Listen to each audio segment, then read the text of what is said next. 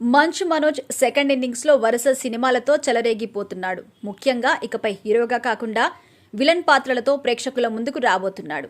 ఇప్పటికే తేజ సజ్జా హీరోగా నటిస్తున్న మిరాయిలో ప్రముఖ పాత్రలో నటిస్తున్న మంచు మనోజ్ తాజాగా సాయి ధరమ్ తేజ్ సాయి దుర్గా తేజ్ హీరోగా నటిస్తున్న లేటెస్ట్ మూవీలో విలన్ పాత్రలో కనిపించబోతున్నట్టుగా వార్తలొస్తున్నాయి. మంచు మనోజ్ హీరోగా సక్సెస్ కాకపోయినా నటుడిగా మంచి పేరు తెచ్చుకున్నారు.